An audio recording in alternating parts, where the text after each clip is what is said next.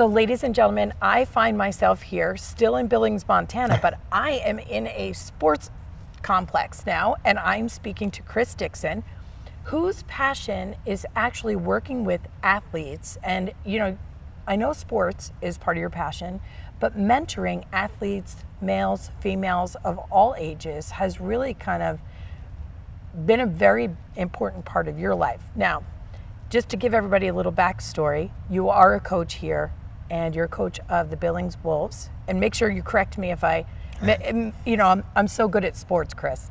But you were also on the, what was the name of the team again, you told me, for Coach Carter, the movie, the basketball team? Well, Coach Carter is the Richmond High School basketball team in Richmond, California. I played on that basketball team. Do you think, because, obviously mentoring athletes and everything, do you think being a part of that team or having Coach Carter as your coach or having a movie based off of that played any role in your want to mentor? Yeah, I think it did. I think it started before that, though, the way I grew up. Really no father in my life. My father was in and out. I think Coach Carter, the one thing he taught me was, how special it is to be a dad. Him and his son Damien was so close, and it was a relationship that I wanted with my father. And, not to have that, I had children of my own. I had my first son at 18.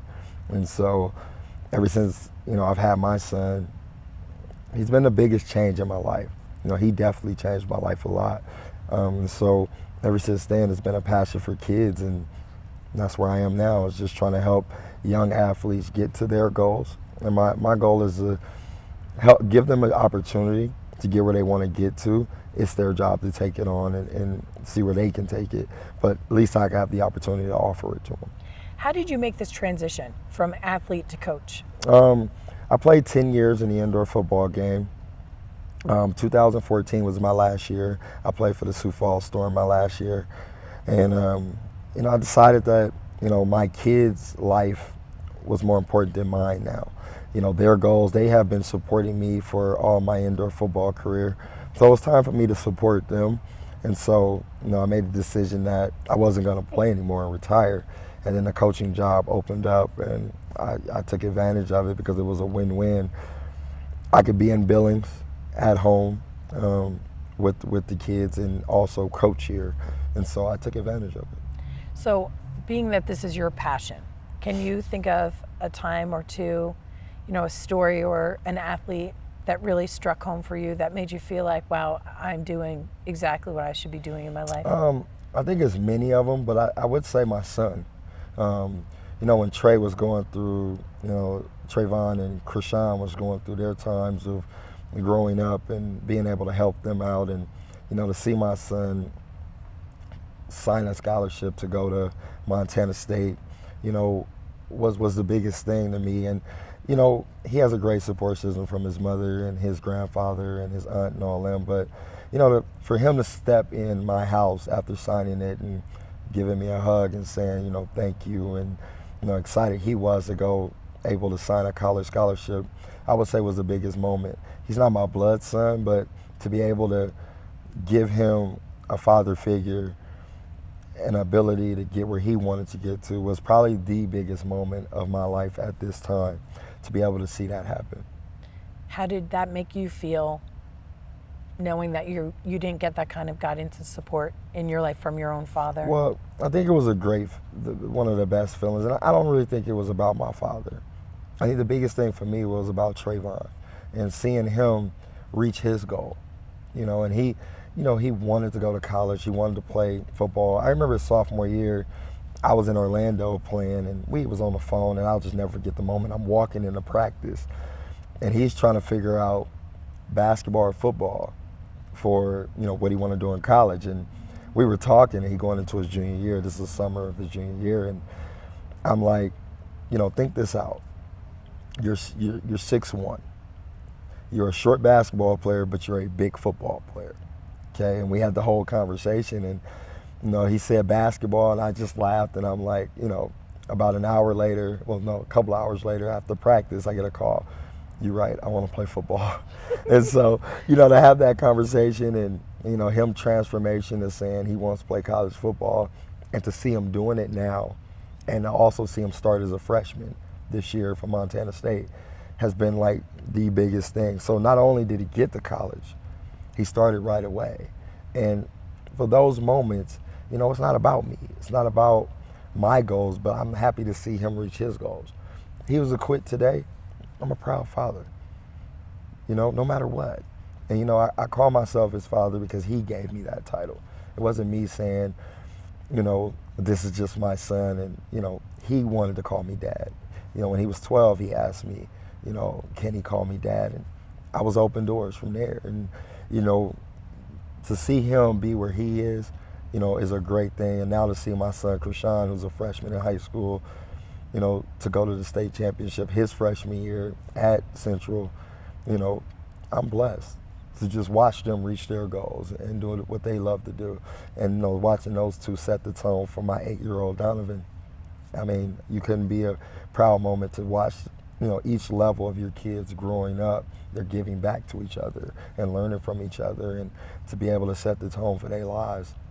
I gotta say, those are my proudest moments right now. We were just having a conversation yesterday just about the fact that for some reason there's no accomplishments of our own that can possibly compare to how we feel about the accomplishments of our kids, and the pain is the same way. It's like we feel pain worse for our children than we do for ourselves, but success is the same. So I mean, you do view this right. child as your own. And a lot of people, they see him as my son. I mean, and it doesn't matter what they see though. We know what our relationship is. Mm-hmm. I mean, he sits right here right now. He'll say, "Dad, can I have this?" Or "Dad, can I do this?" Or "Dad," you know what I mean? And that's my moment, but my moments for me personally is to be able to share my championship moments with my kids. Mm-hmm. When I played indoor football, to have 6 championships and all of them being there for them, I've had at least one kid at every championship game. And so after the game, being able to hug my sons, or I have moments in the newspaper where my daughter, me and her are having fun with confetti coming down, and she's doing snowman and all that. Those are the moments I love, to be able to share those and watching them enjoy the moment just as much as I did, and it never was just about me winning a championship. Like I always told my kids, I never want to come home empty-handed. And I used to tell my teammates that. I said, I'm spending 6 months away from my kids, even though I'm seeing them and they're coming back and forth, but I'm not going to waste it. I'm not going to waste these 6 months. I'm bringing something home for them. And yes. So that's why, each championship means something, because I got to share those moments with them. I never will be that dad that, I used to be able to do this, or they've seen me do it. Mm-hmm. They've been a part of it. So when I push them, they already know why I'm pushing them, because they've shared the moments of what hard work got me.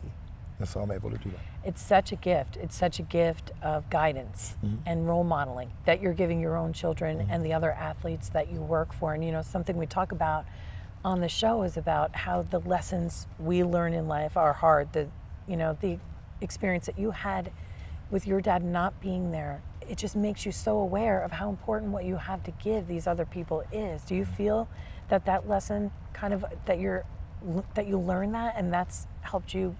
Right. No, it helped me a lot. I mean, my dad, when I was about 3 to 4, I wouldn't even say 5.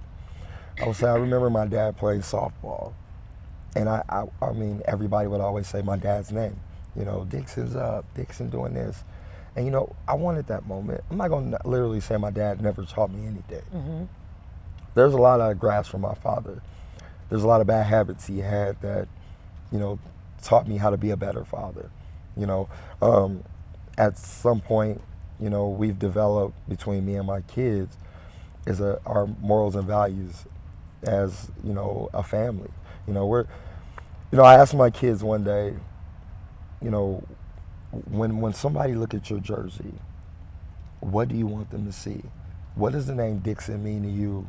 Or what do you want it to mean to them when they look at the back of your jersey? And we sat down and we came up with our own morals and values as the way we want to live our life. And so the D in our last name means drug-free. The I is intelligent.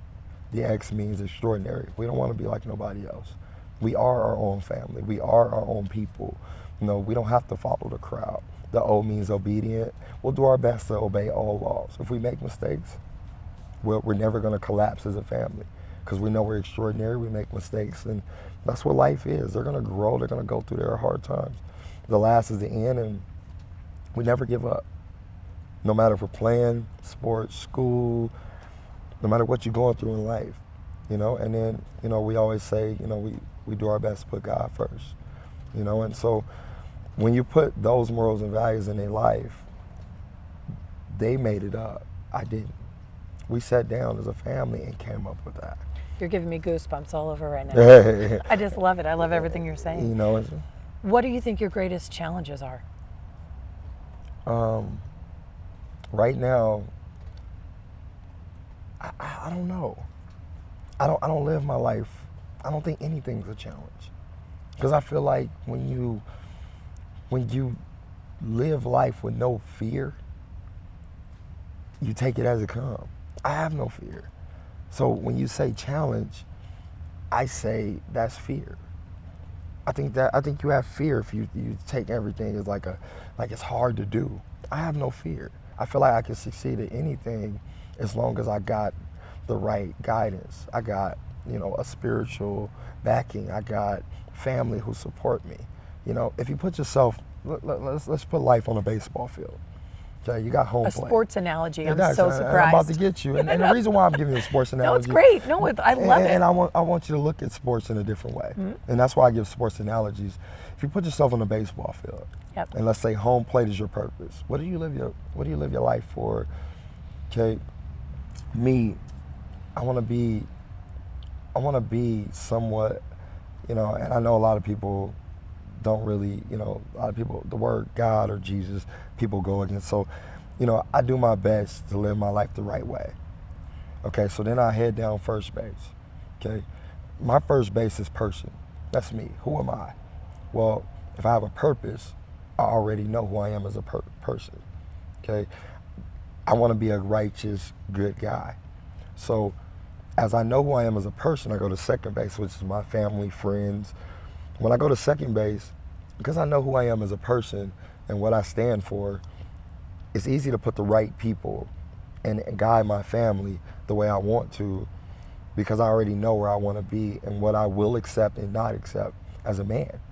So then when I leave my purpose with my family, I got that support. I got all those people. I head to third base. Now, on third base is your career. What do you want to do with your life? What do you want to be? And when that career, when you understand who you are at first base, second base, the family support system, everything else, when it comes to career, you know what you want to do. You know what you want to give back to your time, to everything you want to do and what you want to do with your life. They tell you don't have a job, have a career.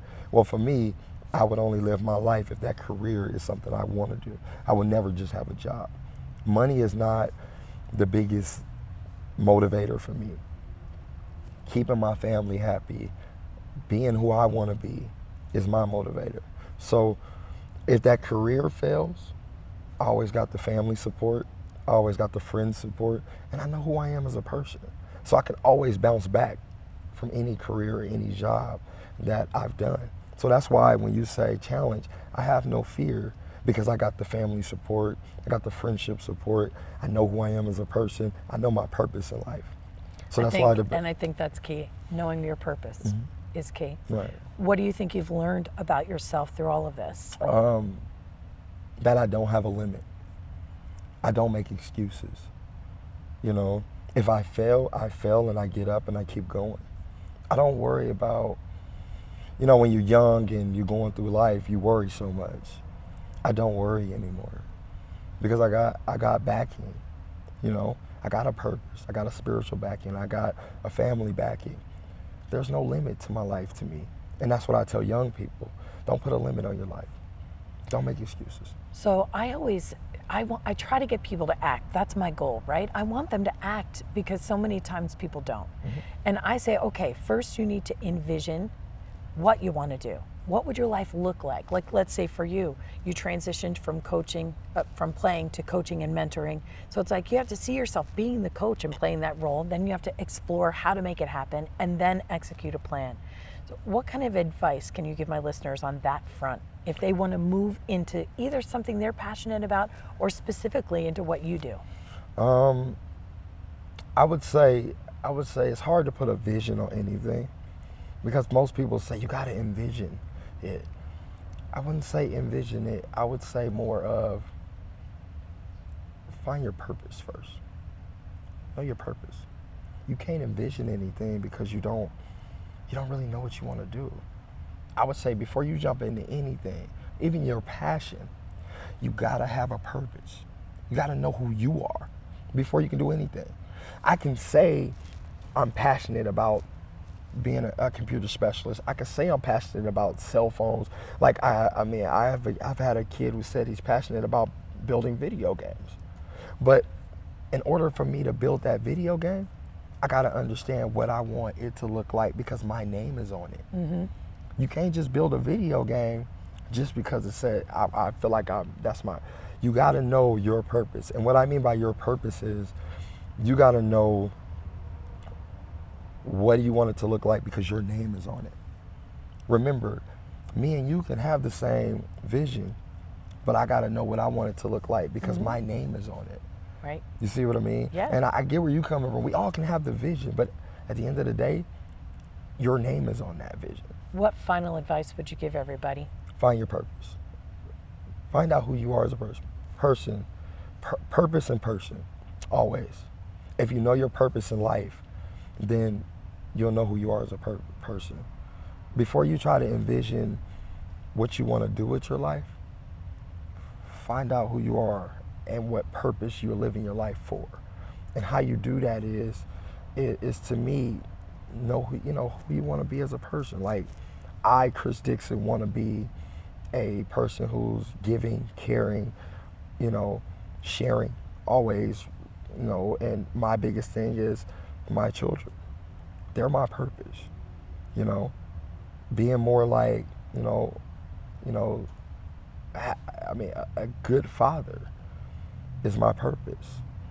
And so with anything that goes on my name, because like I told you before, the Dixon name has a value to it, to me. And so before anything goes on my name, I have to make sure that it's the way I want it to be as a Dixon. So when you say Chris Dixon or you say any of my kids as the last name Dixon, we're drug-free, intelligent, extraordinary, obedient, and never give up. So my advice, find your purpose, because you can't do nothing without it. I love it. Thank you so much. Contact information. If it's okay with you, I'd like to put you in my private Facebook group so people can reach out to you there. My Facebook is Chris Dixon. Mm-hmm. My Twitter is it's Coach Dixon now too. And and then I have my own website too. It's chrisdixonsports.com. Perfect. Thank you so much. It's been great. I mean, Pleasure. I'm motivated. I'm going to be driving out of here saying, okay, purpose, what, revisit that, Lynette, revisit. Mm-hmm. So thank you so much. No problem. Thank you. It's been great. Everybody, I'm going to leave you with this final throw. Pull back. Pull back. Good. Yes. And you threw a strike right here. Every receiver wants to catch the ball right here. Great job. Thank you so much. No problem. I did a good job. You did. See, you didn't throw one wobble. That's because you're a good teacher. See, and that's as simple as it is. I told you you're a teacher. I tried. And I talk to you, and I talk to you, and I talk to you, and I talk to you, and we love, and we hate, and we demonstrate. We try to relate. This is my breakthrough. Whoa. Said now, this my breakthrough. Whoa. Oh man, this my breakthrough. Whoa.